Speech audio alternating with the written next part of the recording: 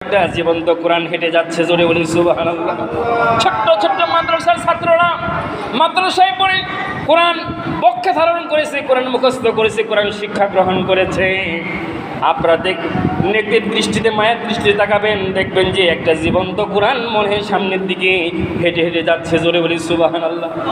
সেই জন্য বিশ্বনবী মুহাম্মদুর রাসূলুল্লাহ সাল্লাল্লাহু আলাইহি ওয়াসাল্লাম বলেছেন, যেই রাস্তা দিয়ে, যেই এলাকা দিয়ে তালবে ইলম, যারা ইলম অন্বেষণ করে, যারা জ্ঞান শিক্ষা করে, কোরআনের জ্ঞান অর্জন করে, যে রাস্তা দিয়ে হেঁটে যায়, ওই আশেপাশে যদি কোনো কবরও থাকে, ওই আশেপাশের কবরের মধ্যে 40 দিনের জন্য হলো আল্লাহ কবর আযাব মাফ করে দেয়, জোরে বলি সুবহানাল্লাহ।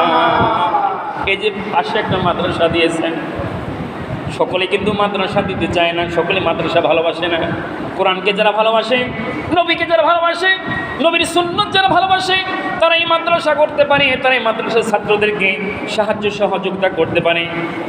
কারণ আজকে মনে করেছি এই টাকা, এই পয়সা একদিন আমার সাথে কবরে যাবে, কিন্তু না না না, আজকে মনে করি বাড়ি আমার, গাড়ি আমার, ধন সম্পদ আমার, টাকা পয়সা সব আমার, বাইরে দু চোখ বন্ধ হয়ে যদি যায়, এই যে এখানে যদি কেউ ইন্তেকাল করে, আপনি যে ঘর থেকে বের হয়ে আসছেন, যে বিছানা ছেড়ে আসছেন, ওই বিছানায় নেবে না, ওই ঘরে নেবে না, আপনাকে আমাকে ওই উঠান ঘরে বারান্দার মধ্যে রাখবে, সারা রাত একটা বিছানি ঢাকা দিয়ে রাখবে।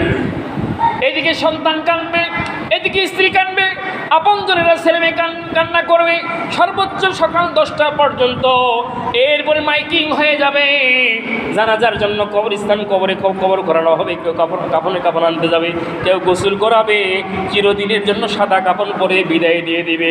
বাড়িঘর ছেড়ে, সব কিছু ছেড়ে ওই কবরে যাওয়া লাগবে, সাথে কোনো কিছুই আমরা নিতে পারবো না। চোখেরই পলকে তুমি হতে পারো লাশ, পারি কিনা কথা বলেন? চোখেরই পলকে তুমি হতে পারো লাশ, চিরতরে বন্ধ হবে তোমার ওই নিঃশ্বাস, হবে এলাম তোমারই নাম, হবে এলাম তোমারই নাম মসজিদের মাইকে। বাড়িওয়ালা নাই রে বাড়ি, নাই রে দুনিয়াতে, বাড়িওয়ালা নাই রে বাড়ি, নাই রে দুনিয়াতে। হতে পারে কি না? হতে পারে না? বাবার আগে ছেলে মারা যায়, ছেলের আগে মেয়ে মারা যায়, মায়ের আগে মেয়ে মারা যায়, কারা কখন হায়াত শেষ হয়ে যায় কেউ জানে না। সেই জন্য আমাদের দায়িত্ব হলো পরকালীন জীবনের পাথর সংগ্রহ করতে হবে। কবর এমন একটি জায়গা, কবর এমন একটি জায়গা, নবীজির 4 জন সাহাবীর মধ্যে সবচেয়ে নরম মনের সাহাবী ছিলেন হযরত ওসমান। ওসমান রাদিয়াল্লাহু তাআলা যখন কবরের পাশে যেতেন, এত জোরে কান্না করতেন, এত জোরে ফুঁপে ফুঁপে কান্না করতেন, তার চোখ দিয়ে পানি পড়ে তার দাড়ি ভিজে যেত এবং তার গায়ের জামাও ভিজে যেত। সাহাবীগণ জিজ্ঞাসা করতেন, ও নবীর খলিফা, আপনি কবরের পাশে আসলে এত কান্না করেন, এর কারণ কি? জান্নাত জাহান্নামের কথা নবী যখন বর্ণনা করে আপনি তো কান্না করেন না, কিন্তু কবরের পাশে আসলে এত কান্না করেন, এর কারণ কি? হযরত ওসমান বলতেন, ও নবীর সাহাবীরা রে, কবর এমন একটি জায়গা, কবর এমন একটি জায়গা, এই কবরে যে ব্যক্তি মুক্তি পেয়ে যাবে, মিজানে ফুলসিরাতে, জান্নাতে এবং হাসরে প্রত্যেক জায়গায় সে মুক্তি পেয়ে যাবে। আর যে ব্যক্তি কবরের মধ্যে ধরা পড়ে যাবে, কোনো জায়গায় তারা বাঁচার কোনো উপায় নাই।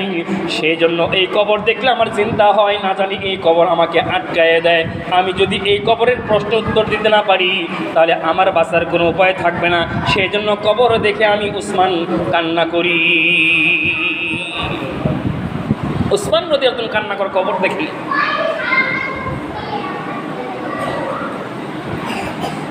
আর অথচ আমরা বাজারের মধ্যে, চায়ের দোকানে, টেলিভিশনের সামনে দিন সময় কাটাচ্ছি।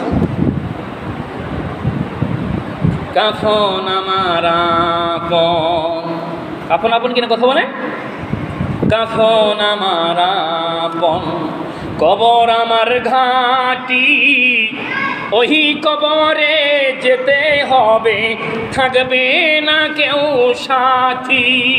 থাকবে কেউ? যে স্ত্রীকে ভালোবাসেন, ছেলেকে ভালোবাসেন, মেয়েকে ভালোবাসেন, নাতি নাতনিকে ভালোবাসেন, যাদের মহব্বতে মুর্শিদ আসতেন না, কেউ সাথে যাবে না। কাফন আমার আপন, কবর আমার ঘাঁটি, ওই কবরে যেতে হবে, থাকবে না কেউ।